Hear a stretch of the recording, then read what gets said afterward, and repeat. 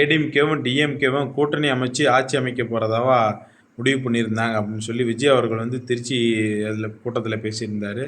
அதற்கு முன்னதாகவே வந்து பார்த்திங்கன்னா வந்து எலெக்ஷன் முடிஞ்சதுக்கப்புறம் ஆட்சி அமைக்கிறதுல சிக்கல் ஏற்பட்டுச்சு.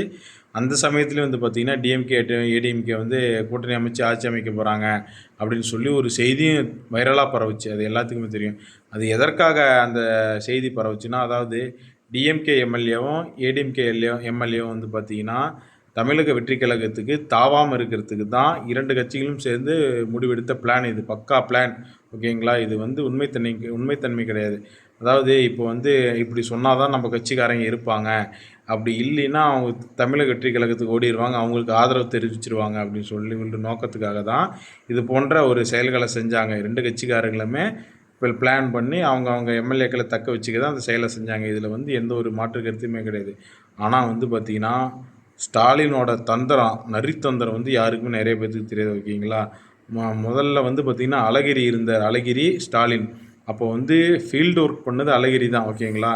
இவரு கூட சேலத்து ஆறுமுகம், வீரபாண்டி ஆறுமுகம் வந்து பார்த்தீங்கன்னா, அழகிரிக்கு சப்போர்ட் பண்ணார். அழகிரி தான் வரணும், ஸ்டாலினுக்கு ஒன்றும் தெரியாது அப்படின்னு சொல்லி. ஆனால் அழகிரியே ஸ்டாலின் வந்து ஓரம் கட்டினார். அப்படி அதனால் வந்து அதுக்கப்புறம் வீரபாண்டி ஆறுமுகம் சேலம், அவர் உங்களுக்கு தெரியும். அவர் வந்து ஒரு மிகப்பெரிய அரசியல்வாதி, கலைஞரோட ஒரு நண்பர் அப்படின்னு சொல்லலாம்.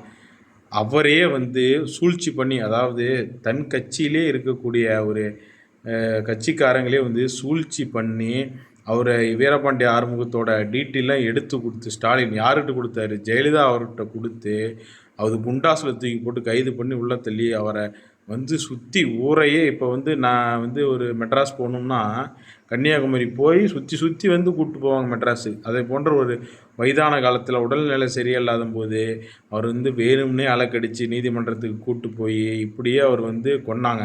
இதற்கு வந்து முக்கிய காரணம் வந்து பார்த்திங்கன்னா ஸ்டாலின் தான். ஓகேங்களா? அவரோட சூழ்ச்சி, ராஜதந்திர சூழ்ச்சி யாருக்குமே தெரியாது. அதே போன்று தான் இப்போயும் செஞ்சிகிட்டு இருக்காங்க.